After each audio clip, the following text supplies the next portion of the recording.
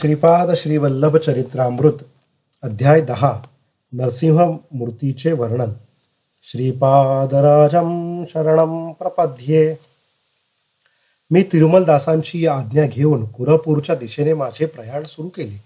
श्रीपादांच्या लीला मनात आठविल्या की अंग रोमांचित होई.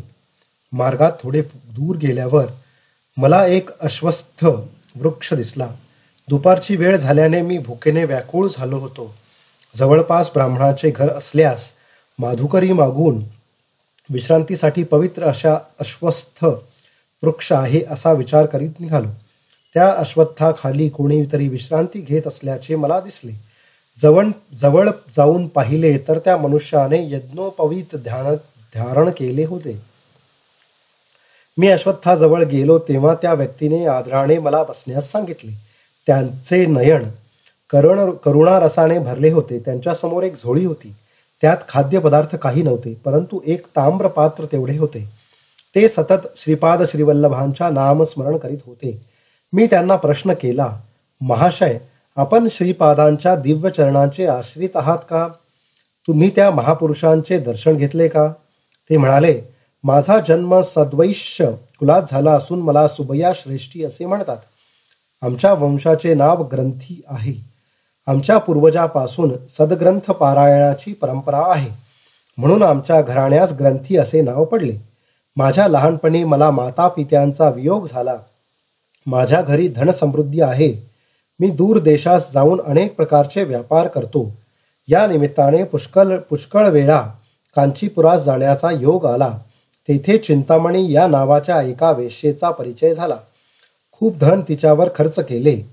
मल्याळ म्हणजेच केरळ देशात पालक्काड या प्रांतातून बिल्वमंगल या नावाचा ब्राह्मण सुद्धा व्यापाराच्या निमित्ताने कांचीपुरम येथे येत असे. तो सुगंधी द्रव्याचा अरबी नागरिकांना विक्रय करून त्यांच्याकडून रत्नराशी व तुरुंग म्हणजेच घोडे घ्यायचा. कधीकधी आम्ही दोघे जणे मिळून व्यापार करीत होतो. दुर्दैवाने आम्ही दोघे वेश्येच्या संगतीत भ्रष्ट झालो. अरबांशी थोडा काळ आमचा व्यापार चांगला चालला. त्यानंतर अरबांनी आमच्याकडून उच्च जातीच्या अश्वासाठी अधिक धन घेऊन निम्न जातीचे घोडे आम्हास दिले, जेणेकरून व्यापारामध्ये आमचे नुकसान झाले. आमच्याकडून चांगले घोडे राजे महाराजे विकत घेत. व्यापारात नुकसान झाल्याने आमची संपत्ती नष्ट झाली. माझी पत्नी मनोव्यथेने मरण पावली. मला एक मंद बुद्धी असलेला पुत्र होता. त्याचा अकाल मृत्यू झाला.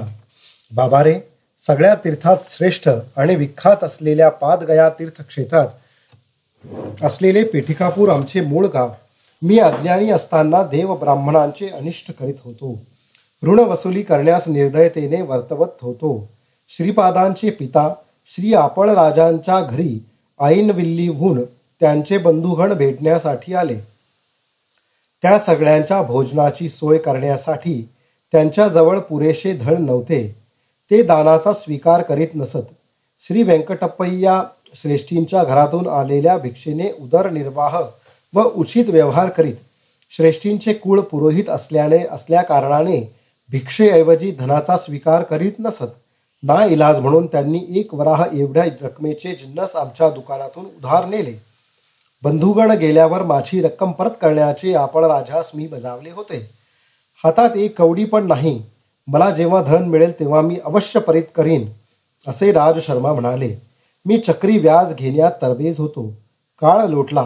व्याजावर व्याज चढवून खोटे हिशोब दाखवून 10 वराह देणे बाकी आहे असे राजशर्मास कळविले. तेवढे धन मला देण्यास राजशर्मांना आपले राहते घर विकावे लागले. त्या काळातल्या दराप्रमाणे ते घर मी विकत घेतल्यास राजशर्मांना 1-2 वराह दिल्याने हिशोब बरोबर असे मी अनेकांना सांगितले होते. राजशर्मांना ग्रहविहीन करणे हाच माझा संकल्प होता. माझा हा दृष्ट विचार लक्षात येताच व्यंकटप्पयांनी माझी निर्भत्सना केली. अरे दुरात्म्या, धनाच्या मदाने मनास येईल तसे वागत आहेस. आमच्या कुल पुरोहिताचा अपमान झाल्यास आमचा अपमान झाल्यासारखे. तू तुझी वागणूक बदल, नाहीतर घोर आपत्ती संभवेल. अग्निहोत्रापेक्षा पवित्र असलेल्या राजशर्मास तू असले कष्ट देतोस. या कारणाने रौरवादी नरकास जाशील. एकदा श्रीपाद श्रेष्ठींच्या घरी असताना मी श्रेष्ठींना व्यंगाने म्हणालो, राजशर्मा जर माझे ऋण फेडू शकत नसतील तर त्यांच्या पुत्रापैकी एकास माझ्या दुकानात चाकरी करण्यास पाठवावे किंवा त्यांनी स्वतः चाकरी करण्यास यावे. एक मुलगा आंधळा तर दुसरा पंगू, तिसरा हा श्रीपाद मात्र. 3 वर्षाचा माझे ऋण कसे परे फेडले जाईल. असे ऐकून श्रेष्ठींचे मन दुखावले. त्यांच्या नेत्रातून अश्रुधारा वाहू लागल्या. श्रीपादांनी आपल्या दिव्य हस्ताने त्यांचे अश्रू पुसून म्हणाले, आजोबा, मी असताना भय कसली. हिरण्याक्ष व हिरण्यकश्यपांचा संहार मीच केला तर सुबैयाचे ऋण फेडण्यास मला कठीण काय. असे म्हणून माझ्याकडे वळून म्हणाले, अरे, तुझे ऋण मी फेडील. चल तुझ्या दुकानात सेवा करून ऋणाची निवृत्ती करीन. ऋण फिटल्यावर मात्र तुझ्या घरी लक्ष्मी राहणार नाही. विचार कर. बाल श्रीपादांना घेऊन व्यंकटप्पय्या श्रेष्ठी सुबैयाच्या दुकानात आले. ते सुबैयास म्हणाले, श्रीपादांच्या ऐवजी मी तुमच्या दुकानात काम करतो, चालेल का. सुबैयाने नकारार्थी मान हलवली. इतक्यात दुकानात एक जटाधारी आला. तो सुबैया श्रेष्ठीचे दुकान शोधित होता. त्याला एक तांब्याचे भांडे विकत घ्यायचे होते. तो श्रेष्ठींना म्हणाला, मला एका तांब्याच्या पात्राची अत्यंत गरज आहे. किंमत थोडी जास्त असेल तरी चालेल. सुबैयाच्या दुकानात तांब्याची 32 पात्रे होती. परंतु खोटेच म्हणाला, माझ्याकडे एकच तांब्याचे पात्र आहे. त्याला 10 वरह देऊ शकत असल्यास तुला ते मिळेल. तो संन्याशी चटकन कबूल झाला. त्याची अट एकच होती की ते पात्र व्यंकटप्पय्या श्रेष्ठींच्या मांडीवर बसलेल्या श्रीपादांनी आपल्या हातांनी त्या संन्याशास द्यावे. त्या अटीप्रमाणे श्रीपादांनी स्वहस्ते ते पात्र संन्याशास दिले. श्रीपाद प्रभू पात्र देताना हसत होते. ते म्हणाले, अरे, तुझी इच्छा आता पूर्ण झाली ना. तुझ्या घरी लक्ष्मी स्थिर राहील. तू तुझी संन्यास दीक्षा सोडून स्वगृही जा. तुझ्यासाठी तुझी पत्नी आणि मुले वाट पाहत आहेत. तो जटाधारी संन्यासी अत्यंत आनंदित हो निघून गेला. व्यंकटप्पय्या श्रेष्ठी आणि अप्पलराज शर्मा यांचा अपमान करावा अशी सुबैयांची इच्छा होती.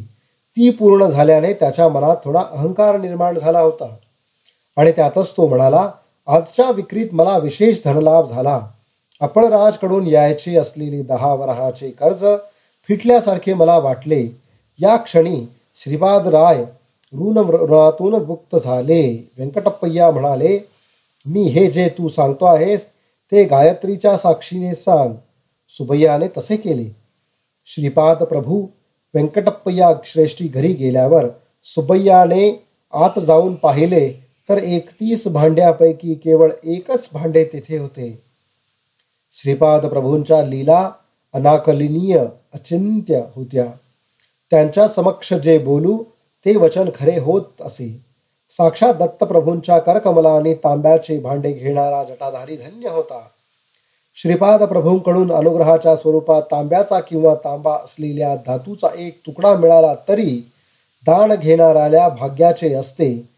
तेव्हा प्रत्यक्ष तांब्याचे पात्र मिळविणारा तो जटाधारी किती भाग्याचा आणि सुबैया किती दुर्दैवी.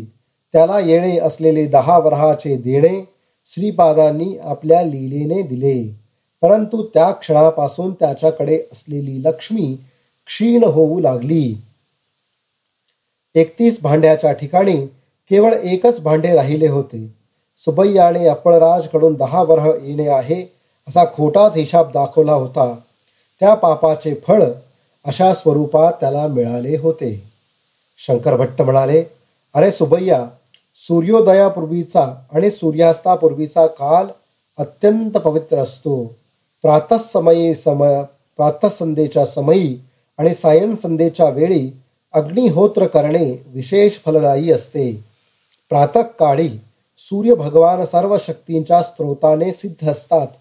संध्यासमयी या सर्व शक्ती पुनरपी सूर्यात विलीन होतात.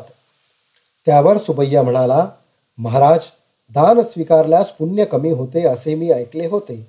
परंतु ते स्वीकारले नाही तर पाप लागते असे आपल्याकडून ऐकले होते. या दुहेरी वाक्यांचा अर्थबोध होत नाही. तसेच श्रीपाद स्वामी श्री दत्तात्रेयांचे अवतार आहे असे म्हणतात. तेच नरसिंह स्वामींचा अवतार, शंकराचा अवतार असे काही जण म्हणतात. शिवामध्ये अनुसयेचे तत्व कसे अंतर्भूत आहे ते समजत नाही. कृपया या सर्वांचा खुलासा करावा. परंतु या प्रश्नाचा खुलासा करण्या अगोदर सर्वांना भूक लागली असल्याने जेवणाचा बेत ठरला. आश्चर्याची गोष्ट अशी की त्या लहानशा जागेमध्ये एका तांब्याच्या भांड्याशिवाय दुसरे काहीच नव्हते. 2 केळीची पाने सुबैयाने आणली. शंकरभट्ट नदीवर जाऊन सुशीरभूत होऊन आले. जेवणासाठी भात आणि दोडक्याच्या वरणाचा भेत होता. केळीची पाने जेवणासाठी घेतली व पळसाच्या पानाचे द्रोण तयार केले. त्या जटाधारी संन्यासाने डोळे मिटून क्षणभर ध्यान केले आणि जवळच्या तांब्याच्या पात्रातून द्रोणात पाणी टाकले. त्यानंतर त्याच भांड्यातून दोडक्याचे चवदार वरण वाढले व नंतर भात वाढला. ते अमृतासमान जेवण करून आम्ही तृप्त झालो. रिकाम्या भांड्यातून प्रथम पाणी नंतर अन्न येणे हा एक दैवी चमत्कारच होता. भोजनानंतर ते भांडे रिकामेच होते. श्रीपाद स्वामी सकल देवता स्वरूप आहेत. शनिदेव कर्मकारक आहेत. ग्रहामधील छायाग्रह राहू केतीतूल राहू शनीमुळे फल देतो, केतू मंगलामुळे फळ देतो. कर्मकारक असलेला शनी कर्मसाक्षी असणाऱ्या सूर्याचा पुत्र असल्याने शनिवारची सायंकाळ शक्तिमान असते. चतुर्थी आणि त्रयोदशी राहूस बलवान करतात. शनी त्रयोदशीच्या महापर्व काळात सायंकाळी शिव आराधन केल्यास मानवाच्या पूर्वजन्मात केलेल्या पापांचे फळ नष्ट होते.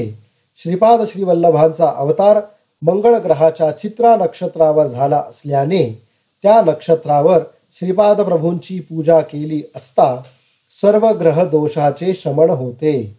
युद्ध, आपदा, शस्त्रास्त्रांनी येणारा अकाळ मृत्यू, ऋणग्रस्तेतून उद्भवणारी संकटे याचे कारण मंगळ ग्रह असतो.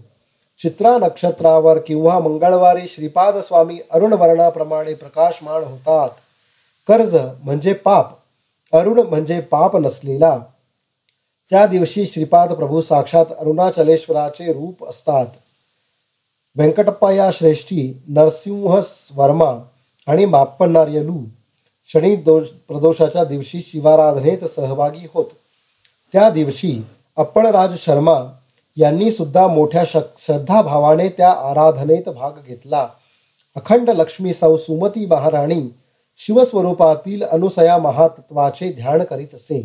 त्या महातपाचे फलस्वरूप म्हणून श्रीपाद स्वामींचा अवतार झाला. या कारणाने व्यंकटप्पय्या श्रेष्ठी, नरसिंह वर्मा अथवा बाप्पनार्यलूकडून धन स्वीकारले ते दान होत नाही, परंतु त्यांच्याकडून धन न स्वीकारल्यास महापाप आहे असे श्रीपाद स्वामी आपल्या पित्यास न बोलता सांगू इच्छित होते. श्रीपाद प्रभू सकल देवतांचे स्वरूप आहेत. सर्व देवतांच्या अतीत असणारे ते महान तत्व आहेत. त्यांचे दर्शन, स्पर्श आणि संभाषण ज्या भाग्यवंतांना लाभले ते धन्य होत. श्रीपाद वल्लभांच्या असाधारण लीलेने त्यांनी आपल्या पित्यास ऋणमुक्त केल्याची वार्ता पिठिकापुरम गावात दावानलासारखी पसरली. 3 वर्षांच्या श्रीपादांनी अप्पळराजूंना ऋणमुक्त केल्याने त्यांच्या नेत्रातून पुत्रस्नेहाच्या अश्रुधारा वाहू लागल्या. महाराणी सुमती आपल्या पुत्रास हृदयाशी कवटाळून कितीतरी वेळ तन्मय अवस्थेत होती. यावेळी त्यांच्या घरी व्यंकटप्पय्या श्रेष्ठी, नरसिंह वर्मा, बापनार्य आणि सुब्बय्या आले होते. सुब्बय्याने सर्व वडीलधाऱ्या मंडळीसमोर श्री राजशर्माचे ऋण फिटले असे सांगितले. यावर श्रीपाद प्रभू म्हणाले, पित्याला ऋणमुक्त करणे पुत्राचा धर्मच असतो. कोणीतरी जटाधारी येऊन 10 वराह देऊन तांब्याचे भांडे घेऊन गेला, त्यामुळे माझे कर्ज कसे फिटले असे राजशर्मांनी विचारले. अशा अनेक रसपूर्ण क्रिया प्रतिक्रिया आल्या. बाप्पनार्यलूंनी श्रीपादांना विचारले की ते जटाधारी संन्यासी कोण होते ते तुला माहीत आहे का? यावर श्रीपाद म्हणाले, त्या जटाधारी बद्दलच नाही तर सगळ्या जटाधारी संन्याशाबद्दल मी सांगतो. बापन नार्यलू श्रीपादांना म्हणाले, तू 3 वर्षाचा बालक आहेस, परंतु मोठ्या माणसासारखा बोलतोस. सर्वांबद्दल माहिती असावयास तू सर्वज्ञ आहेस काय? यावर श्रीपाद म्हणाले, मी 3 वर्षाचा आहे असे तुम्हाला वाटते, परंतु मला तसं वाटत नाही. माझे वय अनेक लक्ष वर्षांचे आहे. मी या सृष्टीच्या पूर्वी होतो, प्रलयानंतर सुद्धा राहणार आहे.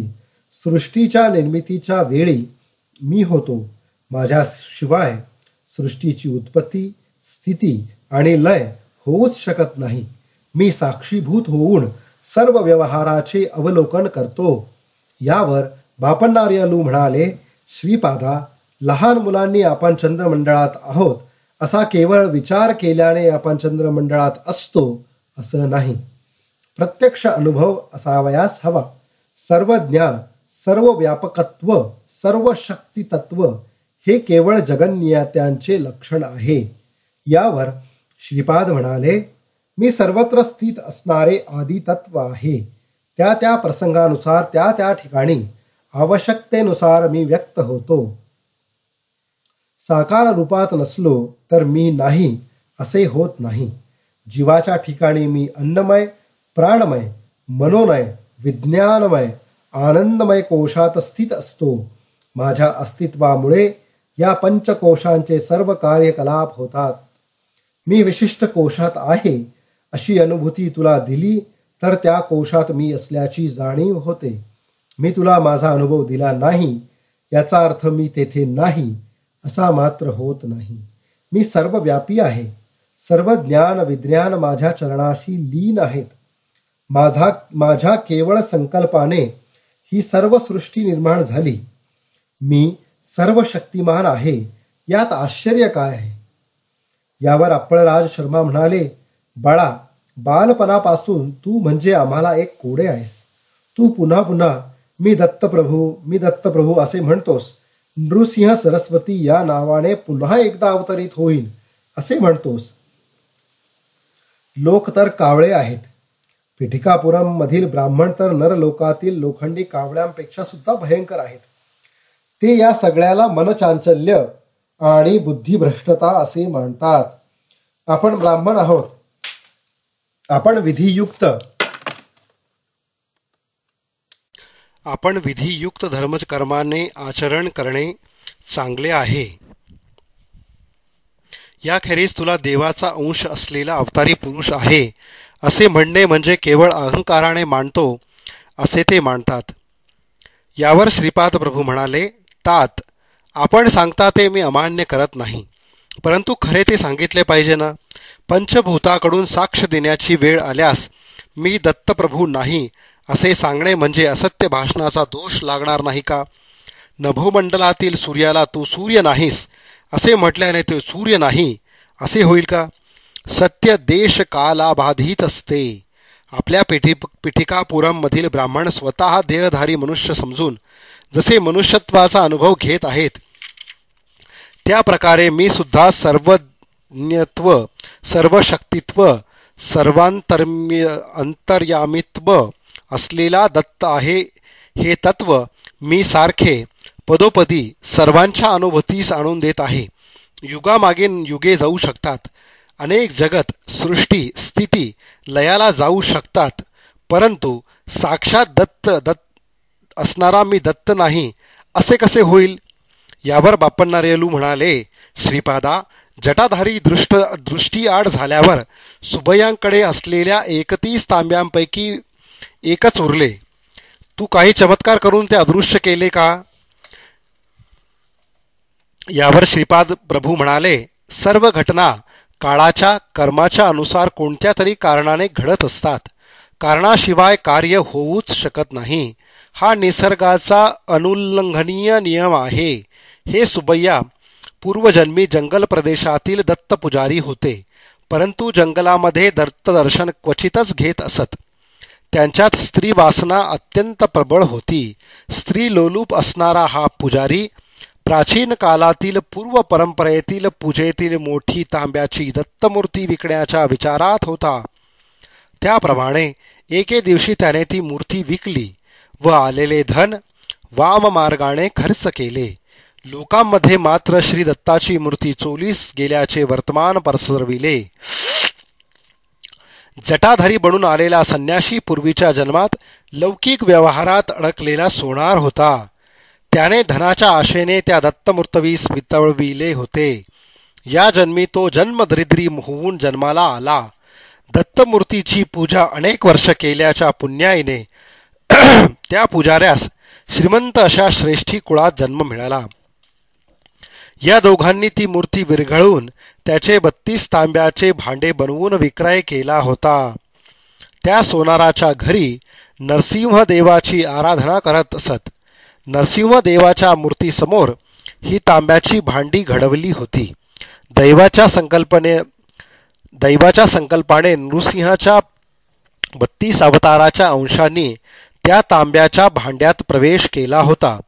या जन्मात पूर्वजन्माचे ज्ञान होऊन त्या सोनाराने माझी अनन्य भक्तिभावाने सेवा केली. त्याची दारिद्र्य दूर करण्यासाठी त्याने मनापासून माझी प्रार्थना केली. मी प्रसन्न होऊन दर्शन दिले आणि पिठिकापुरमला येऊन माझ्या हातून तांब्याच्या भांड्याचा स्वीकार करण्यास सांगितले होते. तसेच 10 वराह श्रेष्ठीला देऊन मला बंधविमुक्त कर असे सांगितले होते. तो तसे करून धन्य झाला. त्याची आर्थिक समस्या दूर होण्याला त्याला मी आशीर्वाद दिला होता. त्याच्या देणेकऱ्याचा त्रास चुकविण्यासाठी त्याने जटाधारी संन्याशाचा वेश घेतला होता. मला जटाधारीबद्दल सर्वच माहिती आहे ना. हा सुबैया श्रेष्ठी आमच्या कुटुंबाकडून खोटेपणाने 10 वराह वसूल करून घेणार होता. त्याला 10 वराह मिळतील अशी व्यवस्था मी केली, परंतु त्याच्या बदल्यात त्याचे सर्व पुण्य फळ नष्ट झाले. हे सुबैया, चिंतामणीबरोबर तू केलेले सर्व शृंगार चाळे मला माहीत आहेत. तुझी कथा माझ्या कथामृतात हास्यास्पद होईल. तू झोळी घेऊन लहान मुलांना लागणारे खाण्याचे पदार्थ विकून आपला उदरनिर्वाह चालवशील. तुझ्याकडून घेतलेल्या पैशांनी माझ्या मातापित्याने त्यांच्या नातेवाईकांची भोजनाची व्यवस्था केली होती. तुझ्यापेक्षा जास्त मला वाण्याचा हिशोब समजतो. जेवणातील वरण भात व दोडक्याची भाजी करण्यातच तुझे पैसे संपून गेले होते. बाकीच्या खर्चासाठी माझ्या वडिलांचे कष्टाचे पैसे खर्च झाले होते. तुला अन्नान्न दशा आली म्हणजे तुझ्याकडे असलेल्या तांब्याच्या पात्रातून तुला पाणी, वरण भात व दोडकेच प्राप्त होतील. ते तू खाऊन इतरांना खाऊ घालण्या इतपतच मिळतील, असे श्रीपाद प्रभू तीव्रतेने म्हणाले. श्रीपाद प्रभूंचे मुखमंडल दिव्य, प्रखर, तेजस्वी असे दिसत होते. त्यांचे डोळे अग्नीच्या गोळ्यांप्रमाणे लाल भासत होते. ते पुढे म्हणाले, ए सुबैया श्रेष्ठी, आज रात्री तुझ्या घराच्या दक्षिण दरवाजाजवळ एक म्हैस येईल. तुझा अंतकाल जवळ आल्याचे तुला कळावे यासाठी यमधर्मराजाने पाठविलेला तो निरोप आहे. मी तुझ्यावर एक अनुग्रह करीत आहे. तू स्वतःच्या हाताने स्वयंपाक करून दोडक्याचे वरण आणि भात त्या म्हशीला खाऊ घाल.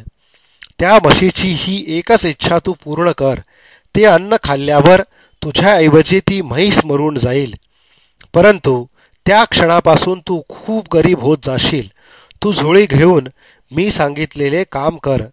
त्यानंतर तुझी अन्नान्न दशा झाल्यावर मी अनुग्रह केलेल्या तांब्याच्या भांड्याचा तुला उपयोग होईल, असे कडक शब्दात श्रीपाद प्रभू म्हणाले. त्यावर वेंकटप्पा श्रेष्ठी रागात असलेल्या श्रीपादांना पाहून भयभीत झाले. त्यांनी श्रीपादांना असे रागात आलेले कधी पाहिले नव्हते. तेव्हा श्रीपाद म्हणाले, आजोबा, घाबरलात का? मी नरसिंह मूर्तीच आहे. तुम्हाला वर देऊन मी तुमच्यावर कृपा करीत आहे. वाणी कुळातील लोकांना शाप देईन असे आपणास वाटले का? माझी बहीण वासवीने तिच्या कुळातील लोकांना त्यांच्या सौंदर्यात थोडी त्रुटी असण्याचा शाप दिला होता. मी श्रीपाद त्याच तत्वाचा सर्व वाणी निर्धन होतील असा शाप देईन अशी आपणास भीती वाटली का? आपण घाबरू नका. दैवाला जात कुळ असे काही नसते. तसेच भक्तांना सुद्धा जाती कुळ नसते. आर्य वैश्यांचा आणि माझा अनुबंध फार जुना आहे. बापन्नार्य पूर्वीचे लाभाद महर्षीच ना. वाड्यामध्ये लाभाद महर्षी गोत्र नष्ट झाले आहे. बापनार्यांच्या सर्व वंशजांना अगदी कळियुगाच्या अंतापर्यंतच्या माझे आशीर्वाद आहेत. त्यांच्यावर माझा वरदहस्त सतत राहील. तुम्हाला दिलेली झोळी वेगळीच आहे. त्यात दत्त मिठाई भरून आहे. कितीही दिली तरी ती कमी होत नाही, परंतु ती कोणाला डोळ्याने दिसणारी नाही. नृसिंहाच्या 32 अवतारातील सर्व लक्षणे माझ्या ठाई विराजमान आहेत. बापनार्यांची 43वी पिढी चालू असताना माझ्या जन्मस्थळी महासंस्थानाचे निर्माण होऊन त्यात माझ्या पादुकांची स्थापना होईल. तुमच्या वंशातील कोणत्याही पुरुषाने श्रीपाद श्रीवल्लभांच्या दिव्य भव्य रूपाची नवविधा भक्तीच्या कोणत्याही मार्गाने आराधना केल्यास श्री दत्तात्रेयांचे श्वान अदृश्य रूपात त्यांचा संभाळ करील. वेद, पुराण, उपनिषदे ही सर्व श्वान रूपात अदृश्य असून सदैव रक्षण करतील. इतक्यात व्यंकटप्पय्या श्रेष्ठींनी श्रीपाद प्रभूंना प्रेमाने जवळ घेतले. त्यांच्या डोळ्यातून आनंदाश्रू वाहू लागले. बापनार्याच्या तोंडातून शब्द फुटत नव्हते. सुमती माता, हे सर्व स्वप्न आहे का? वैष्णवी माया अशा संदेहात पडली. अप्पलराज शर्मांचे मन स्तंभित झाले. श्रीपादांचे दोन्ही मोठे भाऊ त्याच्याकडे भीत भीत पाहत होते. हा आमचा धाकटा भाऊ की दत्तप्रभू, ही काय भानगड आहे असा ते विचार करू लागले. नरसिंह वर्मांनी श्रीपादाला आपल्या मांडीवर घेतले. श्रीपाद वर्मांना म्हणाले, आजोबा, आपण दोघे उद्या घोडागाडीतून आपली जमीन पाहण्यास जाऊया. तेथील भूमाता मला कित्येक दिवसापासून तुझ्या पादस्पर्शाने मला पावन केव्हा करणार अशी आर्ततेने प्रार्थना करत आहे. आर्तत्राणपरायण असे माझे वचन आहे. अरे श्रीपादा, माझे एक छोटे सांगणे आहे. आपल्या पेठिकापुरम जवळ आमची जमीन आहे ना, तेथेच एक छोटे गाव वसवून तेथील लोकांकडून शेती करवून घ्यावी. गावकऱ्यांना कमी पैशात शेती कसायला देऊन जमीनदारीचा व्यवहार पाहण्यासाठी तुझ्या वडिलांना कुलकर्णी पद द्यावे असा माझा विचार आहे. परंतु सध्या हे कुलकर्णी पद आपल्याकडे नाही ना. यावर श्रीपाद हसून म्हणाले, आजोबा, तुम्ही तुमच्या जमीनदारीचा विचार केला, परंतु माझ्या जमीनदारीचा विचार नाही केला हे मला मान्य नाही. अगोदर वडिलांना कुलकर्णी पद कराच, त्यानंतर कुलकर्णी पद सांभाळायचे आहे असे वर्मा म्हणाले. घंडीकोटा श्रीपाद श्रीवल्लभ राजशर्मा अमुक नावाचा कुलकर्णी होता, एवढेच केवळ इतिहासात शिल्लक राहीत. जे कुलकर्णी पद मी करणार आहे ते विश्वात्मक आहे. मला हिशोब माहीत आहेत. दररोज कोट्यावधी पुण्य राशीची उलाढाल होताना दिसत आहे. माझ्या अवताराचे प्रयोजन विश्वकुंडलिनीला हलवून टाकायचे आहे. मानवात असल्याप्रमाणे गावाला, शहराला, पुण्यक्षेत्रांना 6 सुद्धा कुंडलिनी असते. सांध्र सिंधू वेद याचे ज्ञान ज्यांना आहे अशांनाच अवगत होऊ शकणारे हे योग रहस्य आहे. पिठिकापुरमची कुंडलिनी बापन्नार्यालू, व्यंकटप्पा श्रेष्ठी आणि वत्सबाई यांच्या 33व्या पिढीमध्ये जागू शकते. आत्ताच काय घाई आहे? दैववशाने तुम्हाला लाभलेल्या या महापुण्य काळातील प्रत्येक क्षणाचा सदुपयोग करून घ्यावा. श्रीपाद प्रभूंच्या या वक्तव्यानंतर त्यांनी पिठिकापुरमला कायमचे राहावे असा नरसिंहवर्मांनी प्रयत्न केला होता. माझ्यात अज्ञान जवळजवळ भरलेले आहे. श्रीपाद श्रीवल्लभ, मी स्वतः कृष्ण आहे असे म्हणत त्यावेळी सामान्य लोकांना ते हास्यास्पद वाटे. त्या अज्ञानातून मी प्रश्न केला, श्रीपादा, तू स्वतःला श्रीकृष्ण म्हणवतोस, तर अष्टभार्या 16 सहस्र गोपिका सुद्धा या अवतारात आहेत का? यावर मंद हास्य करून श्रीपाद प्रभू म्हणाले, माझ्या अष्टविधा प्रकृतीच अष्टभार्या आहेत.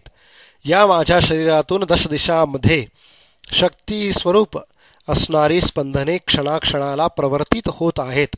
अशा प्रकारे प्रत्येक क्षणाला एका एका कलेमधून शरीर, मन आणि आत्मतत्वामधून 1000 स्पंदने प्रवर्तित होतात. या प्रकारे 16 कलांमधून 16,000 स्पंदने प्रवर्तित होतात. याच माझ्या 16,000 गोपिका आहेत. पूर्वावतारात त्या सर्व कला मानव रूपात आविर्भूत झाल्या होत्या. या अवतारात या सगळ्या निराकार रूपात स्पंदनशील आहेत. विविध देवतांद्वारे माझी पूजा आराधना करण्यात काही चूक नाही. ती माझीच आराधना आहे. माझ्यातील शिवस्वरूप, विष्णुरूप आणि ब्रह्मस्वरूप यांची आराधना करता येते. याप्रमाणे विविध देवतांमधील स्वरूपांची आराधना करू शकतात.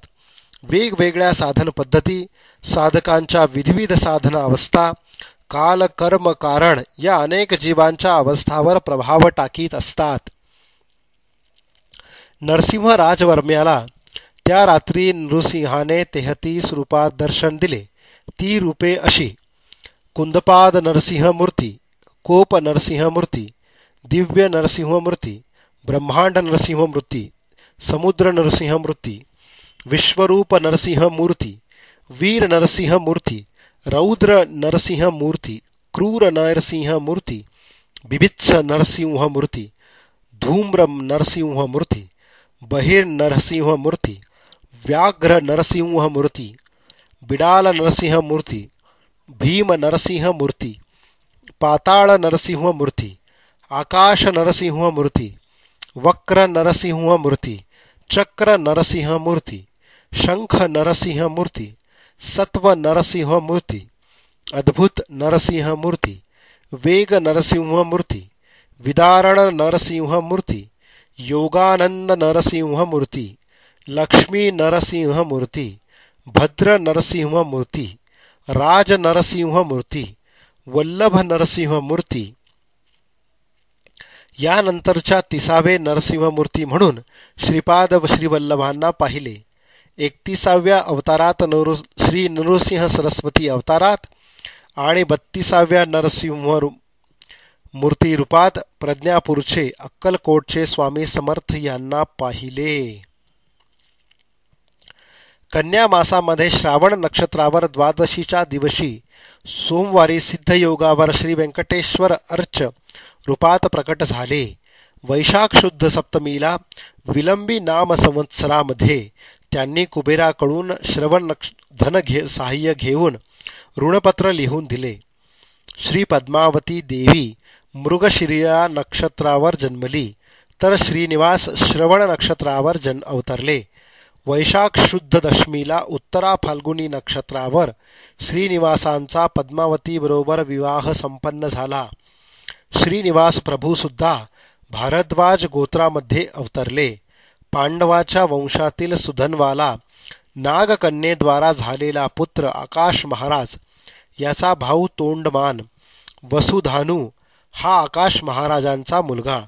श्रीनिवास प्रभूंनी अगस्ती महर्षींच्या सल्ल्यानुसार अर्धे राज्य तोंडमानला दिले व अर्धे राज्य वसुधानूला वाटून दिले. त्या रात्री त्या सर्वांनी श्रीपाद प्रभूंच्या दिव्य नामाचे संकीर्तन केले. दुसऱ्या दिवशी श्रीपादाच्या आश्चर्यकारक लीलांचे वर्णन सांगण्याचे आश्वासन देऊन सुबैया श्रेष्ठीजवळ असलेल्या कुटीमध्ये शंकर भट्टास घेऊन गेले. त्या कुटीत 2 ताडपत्रीच्या चटया होत्या.